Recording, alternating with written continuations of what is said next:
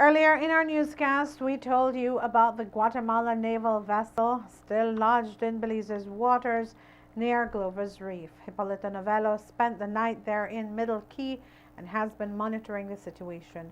With that story, we now join Hipólito. We're here since yesterday, Thursday. We arrived about 2:30 in the afternoon along with officials from the Belize Coast Guard, officials from the Department of Environment and the Belize Port Authority. And we made the trip to see the Guatemalan vessel that ran aground here at Glover's Reef, just a quarter mile away from Middle Key, where we are at the moment. That ship, the warship, is directly behind me, a few feet away, as you can see. Now, what's happening at the moment is that Department of Environment officials are trying to assess the damage that it has caused to the reef. 3 officials from the Department of Environment and 2 from the Belize Port Authority also made the journey to Glover's Reef to conduct their respective investigations. Their subject is a Guatemalan warship that ran aground on the reef on Wednesday night. We were all accompanied by members of the Belize Coast Guard, including Vice Commandant Elton Bennett. At first sight, you might think that this vessel is resting, but truly it is stuck and has been since Wednesday night, more than 30 hours ago. The second vessel that it was traveling with stayed off Belize's territorial water some 20 miles away from the site. Upon arrival, investigators went in to take a closer look, and by 5 o'clock on Thursday, the other Guatemalan vessel was summoned to straighten the first vessel as the crushing waves were getting too strong that it was pushing the 65-ton vessel more onto the reef. Due to the high tide coming in, the vessel continued to drift with the angle of the wave that was coming in. We saw it necessary to try to right the vessel so that there's no more further damage done to the reef and the vessel would not creep anymore on the reef. We managed to right the vessel just at a good enough angle to prevent any further damage done to the reef. That took about an hour, and by that time daylight was lost, so the operation was put on pause. The second Guatemalan vessel went back behind the 12 miles maritime marker, while the stuck vessel kept on being pounded by the increasingly strong waves throughout the night. At first light, a Belize tugboat coming from the port of Big Creek slowly made its way near the vessel. An official from the Department of Environment made a dive to quickly observe what's beneath the pristine waters and to make sure that the rope does not get caught up in the reef. Minutes passed and the rope was firmly tied on the bollard of the Guatemalan vessel. From there, the tugboat began to tug. The first priority is to get the ship off. Nobody wants a 64-ton aluminum ship sitting on the reef, so we want to get that off. As it relates to the cost associated with the damage, that's done between the Foreign Service. Because of the status of the warship, that is done in between government. So our Foreign Affairs and the Foreign Ministry of Guatemala will dialogue and work out that arrangement. So on the ground, our priority is to get that vessel off, prevent as much damage to the reef, and the assessment or the cost associated with the damage is worked out from government to government. The tugboat was experiencing some problems, so the second Guatemalan vessel was called back to render assistance. But the rope broke, so at 8 o'clock in the morning, the operation was put on pause once more, and the second Guatemalan vessel was sent back once more as well. Everyone, including the Guatemalans, had to wait for an extended amount of hours.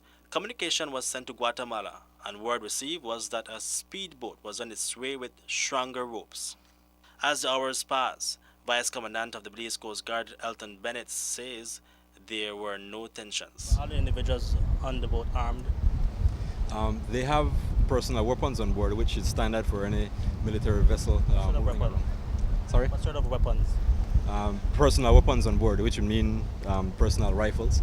The vessel is equipped with a large gun, as you can see on the bow of the vessel, which is covered, which is a standard practice for any naval vessel on innocent passage. They plan to move from Puerto Barros, Guatemala to Isla Mujeres on an exercise, and the transit would have them navigating or traversing Belize territorial seas, and they would claim innocent passage in doing so. Innocent passage is a vessel navigating a territorial seas of another country, and the vessel is continuous and expeditious. It does not stop, it does not conduct military exercise, its guns are covered, as you can see with this vessel. There is no landing or taking off of any aircraft. And once that vessel is continuous and moving, then it's innocent passage. So can you tell us whether or not these types of boats journeyed through these waters constantly? Because one of the questions that we posed to the CEO is that how do we not know that these boats come through our waters every now and then? It's very rare that we receive information of a foreign naval vessel transiting our territorial seas. There's nothing wrong with it. It's called innocent passage, and they have a right to do so because it's a territorial seas. I don't think it would complicate the situation. I think the way this is being handled will definitely be able to ease some of those tension between two countries.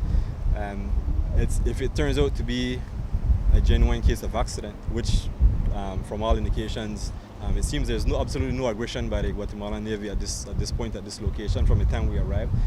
So I think working together on a case like this will probably ease some of those tensions that probably exist. We spoke to the official from the Department of Environment, and he told us that from what he observed, it does not seem that there were any living coral in the area. We found this little guy, a sea snail. In fact, hundreds of them decorate the shallow waters immediately adjacent to the crash site. When the vessel is removed, it will go directly back to Guatemala. Yesterday during the inspection, we found two holes in the hull of the vessel. There were small holes. The vessel was taking on water, but the pump on board would have been able to defray that, would have been able to pump out more water than was taken in. So once the vessel is removed and it goes on the way, we'll confirm that their steering is good and their propulsion system is good. And they will travel along with the other Navy vessel that you see out here along with them and head back to Puerto Barros. I will communicate with them by radio, and once they're out of sight and out of range, then the operation is finished. From Milky, I am full updates. The Department of the Environment sent out a release on the incident late this evening. It says that preliminary assessment point out that the area where the vessel grounded comprises of bare rocks with minimal damage seen along the vessel's path to the point of grounding, and was limited to two coral species, namely fire coral and elkhorn coral.